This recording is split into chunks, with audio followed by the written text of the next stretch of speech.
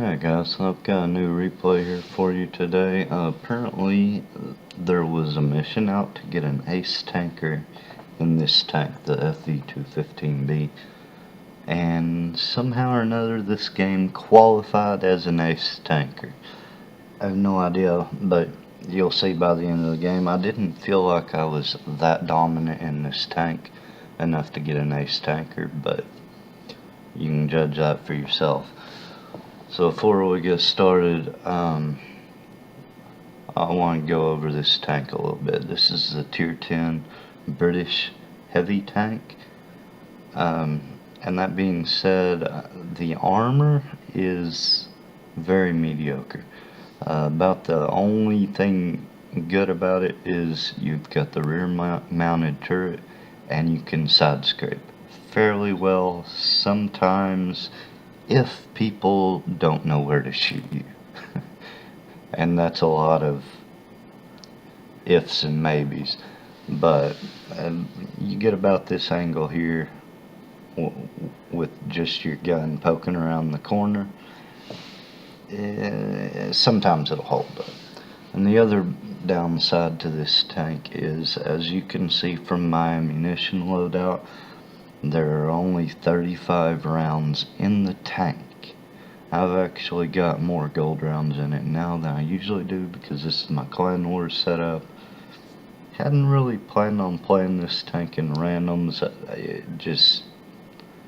I really don't know why I hit battle in this tank. I usually hate it. But no, the good thing about this tank is the gun. It has 390 average damage, and the rate of fire is just amazing.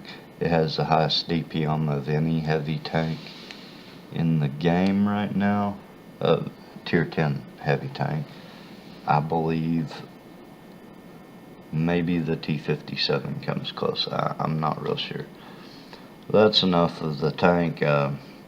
So the reason I'm sharing this replay for you is because I kind of found it funny. Because you know how you enter a game in your tier 10 tanks and you're thinking, well, I'm basically going to have to carry this team, and you set out trying to get to a good position where you think you'll be able to do the most good, and never fails, there's a tier 8 tank in a tier 10 game that thinks him getting to the same position is more important than you. And here he comes, the Emil 1. Which, whatever, I don't really care. Just stay out of my way and I won't bother you. But this guy gets in my way, then he gets shot and tracked, and then he won't get out of the way. Alright, move. But because he did that, I ended up taking 400 damage right off the bat. And I have no patience for people in this game. So I thought that was fitting right there. I flipped him up on his side and just leave him there throughout almost the entire game. Heat of the moment, right? I mean, yes, funny, but I'll start feeling bad about it in a minute and start trying to get him out. But this is my favorite position on this map anyways. So I've gotten up here by this church and I've just been shooting the Centurions there, which is one reason. The Bat Chat's trying to come in, I can shoot that way. Another reason I like this spot. And somehow I got the kill on that Bat Chat without shooting my mule teammate. I don't think it'd have bothered me too terribly bad if I had hit him, but yeah. So I can also shoot where that eye is right there. I can also cover that angle from this position, which is why I like it. That was kind of a bad shot, and you really can't afford many bad shots in this tank because of, you know, how little ammo you have. But There we go. And these guys are bouncing. I'm guessing that was another horrible shot, but my team finished him off, so it was all good. And here's the rate of fire on this tank that I love so much. I mean, I 2 rounds in him. He still hadn't fixed his tracks. And right there, oh, he's got it fixed, but he's not getting out of there. Not against this tank. So, yeah, the rate of fire on this tank is just insanely good. And even with the horrible shots I'm taking, I'm not real sure how that bounced, but RNG for you, I guess. But, and here's my last AP round. So my 12 AP rounds gone, 2851 damage.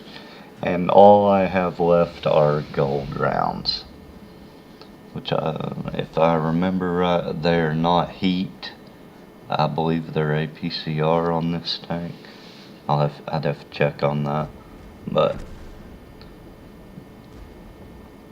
and I really don't. Oh, here, I'll try and get the meal out.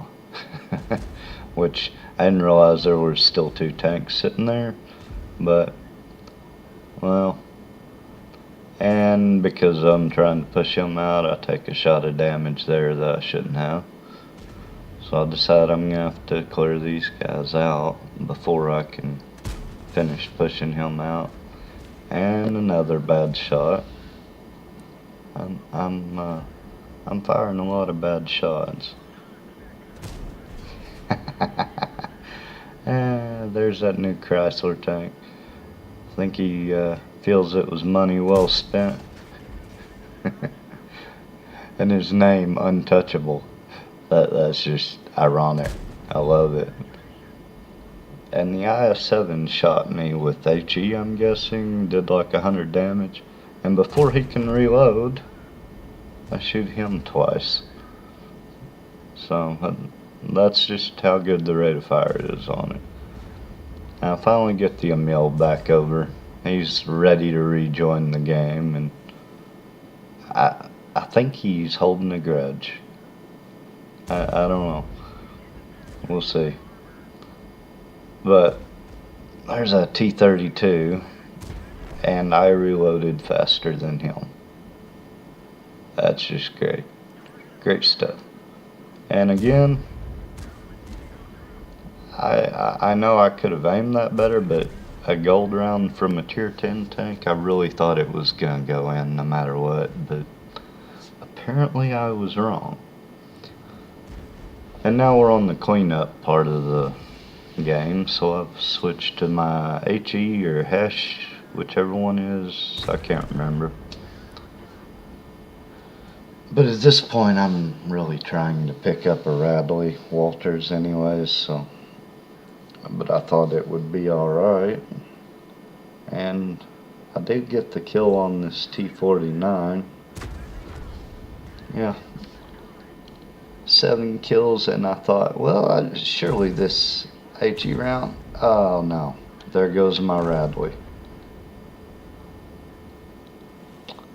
Yeah, that'll teach me not to pay to win, right? So there you go. Somehow that's an ace tanker. 7 kills, 4408 damage, and 3470 block by armor. Somehow that is an ace tanker. But I hope you enjoyed it. I hope you got a kick out of that Emil like I did, and that's it.